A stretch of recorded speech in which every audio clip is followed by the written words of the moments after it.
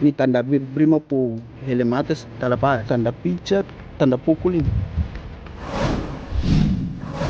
Itulah, ini dengar-dengar orang tuanya kan cita-citanya mau jadi polisi, Brimob.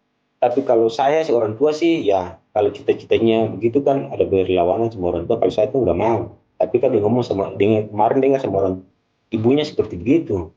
Bilang cita-citanya mau jadi polisi, Brimob lagi.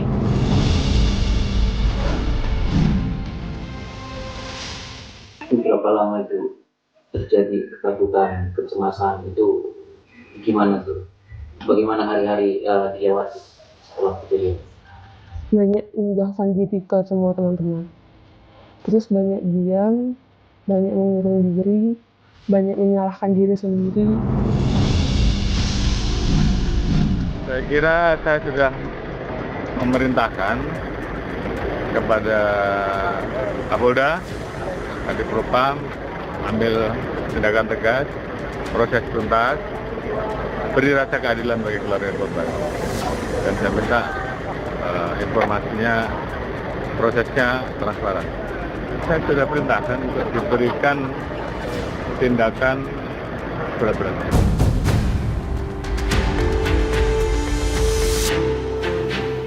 Kasus-kasus itu mencerminkan betapa kuatnya semangat jiwa Korsa itu.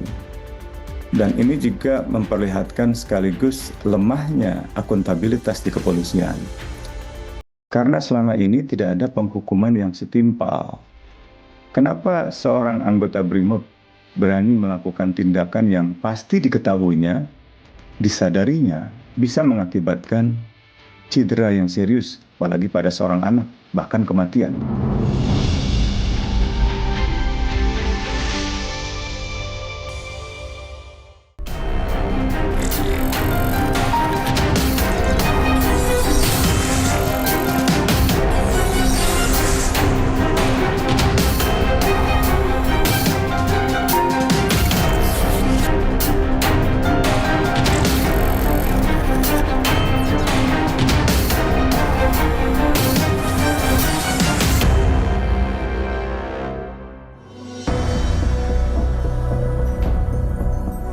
Slogan presisi dan janji reformasi Polri kini terbentur realitas. Meski perbaikan sering digaungkan, rentetan kasus kekerasan yang melibatkan polisi justru menunjukkan potret sebaliknya.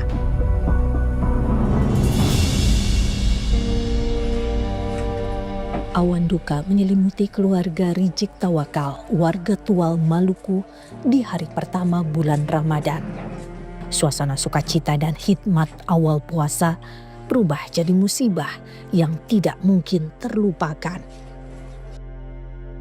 Arianto Tawakal, putra ketiganya berusia 14 tahun yang bersekolah di Madrasah Sanawiyah, dinyatakan meninggal saat hari pertama puasa secara tragis. Rijik mengenang korban dan kakaknya sempat jalan-jalan pagi usai sholat subuh.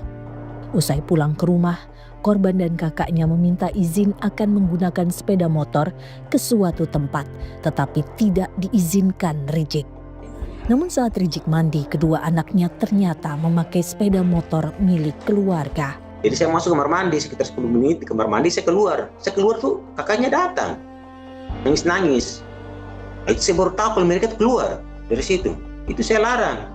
Ada ibunya nyapu di luar rumah. Dia cerita gitu, cuma dia bilang ceritakan seperti begini. Abah, Brimob pukul adek, pukul Rian. Dia ngomong cuma begitu, gak ngomong apa-apa. Saya hampir pingsan. Saya ini masih dengan celana pendek. Saya langsung kalau kasih TKP. Hari puasa pertama, jadi memang saya terpukul sekali. Ini tanda Brimob po helm atas, tanda pas. Rijik pun segera ke lokasi dan melihat bekas darah berceceran. Rijik akhirnya mengetahui anaknya telah dibawa ke rumah sakit.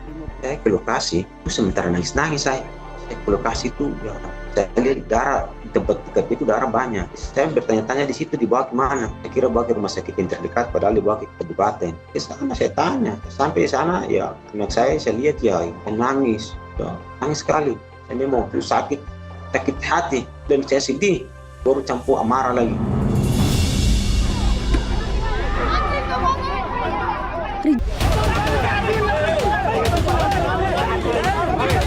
Keluarga dan Sebagian warga pun tidak terima atas penjelasan polisi.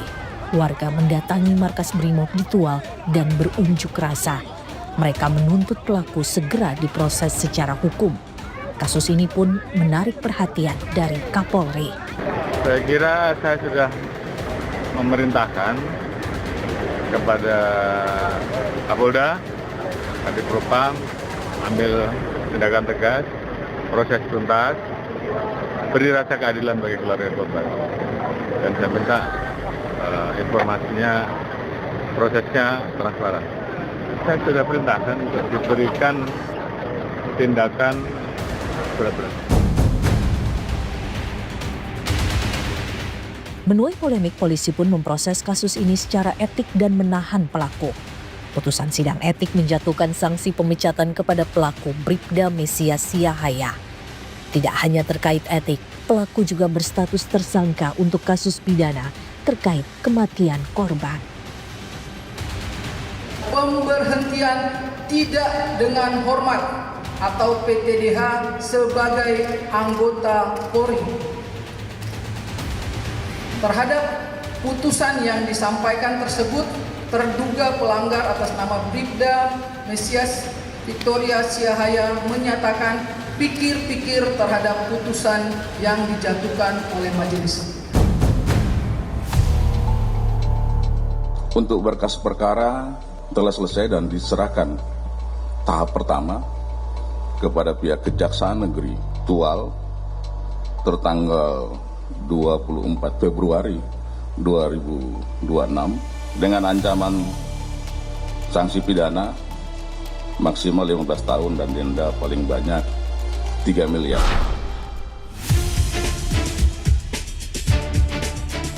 Komisioner Kompolnas Ida Utari menyebut kasus ini seharusnya menjadi evaluasi menyeluruh bagi kepolisian.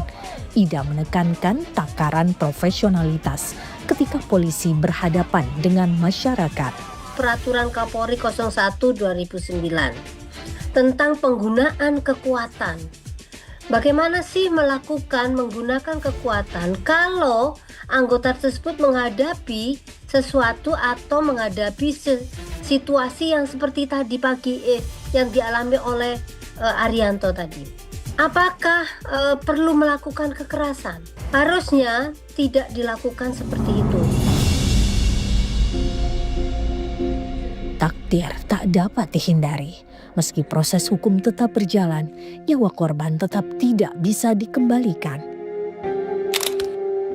Bagi Rizik, almarhum putra ketiganya punya prestasi membanggakan di bidang olahraga.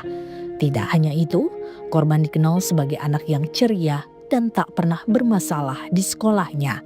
Dia kemarin itu naik kelas itu ada ranking 10 besar, juara futsal, biasa diundang teman-temannya, ya main futsal. Itu mereka kemarin tuh ada lomba main game sih saya bilang kalau game ya batasi kalau main game, kalau futsal ya oke lah bisa, tapi harus pakai waktu, bukan main lupa sholat. Itu kasih ingat mau main seperti apa harus ingat sholat gitu, harus turut orang tua. Anaknya penurut lah. Rizik mengenang korban sempat bercita-cita menjadi seorang anggota Brimob, profesi yang justru membatalkan cita-cita almarhum. Itulah, ini dengar-dengar orang tuanya kan cita-citanya mau jadi polisi Brimob. Tapi kalau saya orang tua sih ya kalau cita-citanya begitu kan ada berlawanan sama orang tua. Kalau saya tuh nggak mau. Tapi kan dia ngomong kemarin dengar sama orang ibunya seperti begitu. Bilang cita-citanya menjadi polisi, Brimob lagi. Tidak hanya terkait dengan kekerasan yang berakibat hilangnya nyawa, di Jambi seorang polisi dilaporkan karena diduga menjadi pelaku kekerasan seksual. Itu berapa lama itu terjadi ketakutan, kecemasan itu gimana tuh? Bagaimana hari-hari dilewati setelah kejadian? Banyak menjauhkan diri ke semua teman-teman. Terus banyak diam, banyak mengurung diri, banyak menyalahkan diri sendiri.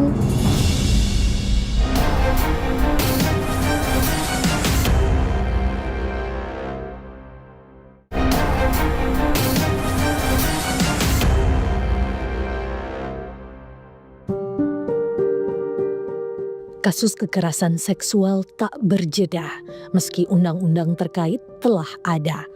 Menjadi ironi ketika polisi yang seharusnya menjadi perisai justru menjadi predator yang melukai.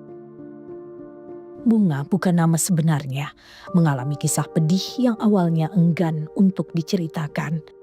Bunga yang berusia 18 tahun dan baru lulus SMA ini menjadi korban dugaan kekerasan seksual oleh 2 orang polisi dan 2 warga sipil. Pertengahan November lalu, Bunga yang sedang main di rumah temannya dijemput salah satu pelaku yang merupakan temannya. Saat Bunga akan memesan transportasi online, pelaku menawarkan bantuan untuk mengantar korban pulang ke rumah. Saya nanya lagi kami di mana. Kami bilang dia masih di rumah Lena, terus mau pulang. Terus bilang lagi ke kami, udah pulang sama aku aja, gak usah pesan Grab. Kami tunggu dulu sebentar ya, katanya. Pas udah kami tunggu tuh, udah ada sampai mau jam 12 malam. Saat di perjalanan menuju rumah korban, pelaku berdalih akan mampir di indekosnya karena ada urusan. Di tengah jalan, pelaku mempertemukan Bunga dengan pelaku lainnya yang belakangan diketahui di antaranya adalah polisi. Bunga mampir ke indekos pelaku dan dipaksa menemani mereka mengonsumsi minuman beralkohol. Namun, Bunga menolak dan memilih mengisi daya ponselnya yang mulai habis. 4 orang teman pelaku pergi menyisakan Bunga bersama 2 pelaku. Salah satunya adalah seorang anggota polisi berinisial S.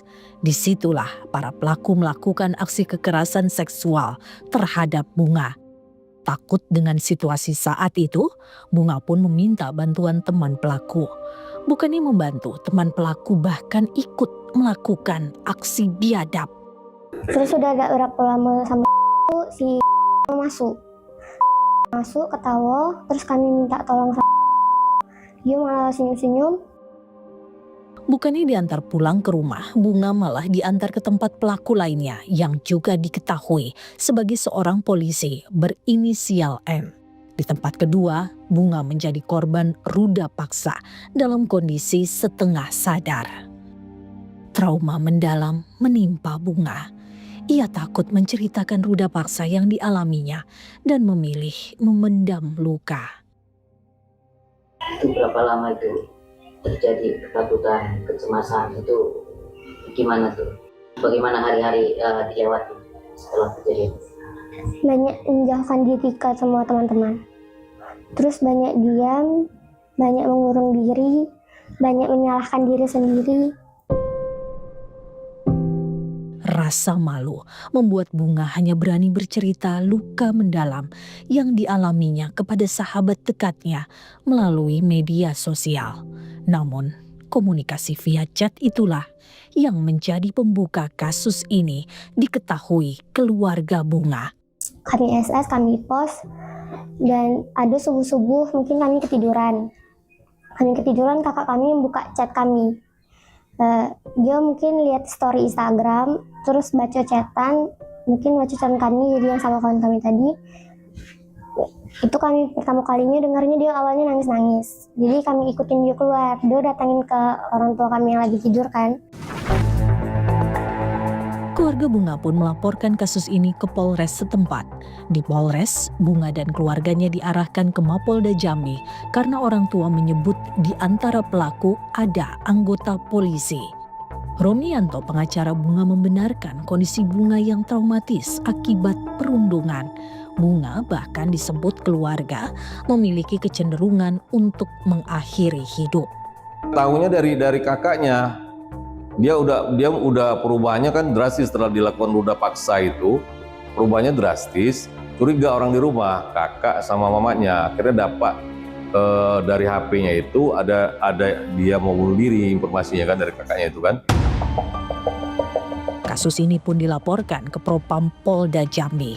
Tidak butuh waktu lama, para pelaku menjalani sidang etik di Mapolda Jambi.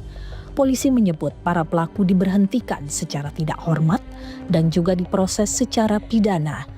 Polisi juga menjamin proses hukum para pelaku akan berjalan transparan dan tidak ada impunitas.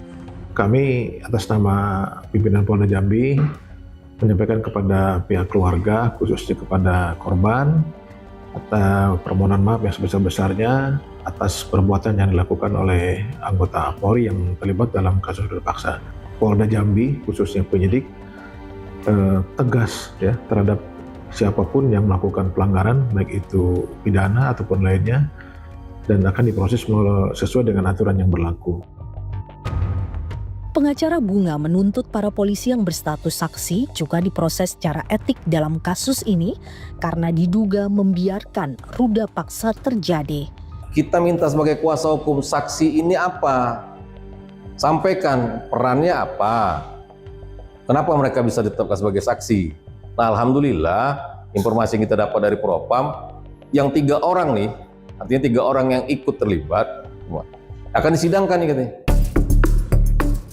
Pengacara Bunga sempat keberatan karena saat proses sidang etik, korban tidak didampingi.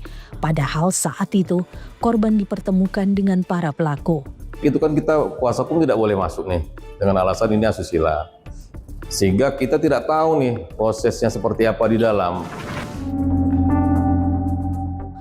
Presiden Prabowo telah membentuk Komisi Percepatan Reformasi Polri. Bagaimana arah perbaikannya? Jadi sekali lagi saudara, komisi ini tugas utama adalah mempelajari dan nanti memberi rekomendasi kepada saya sebagai kepala negara, kepala pemerintah untuk mengambil tindakan-tindakan reformasi yang diperlukan.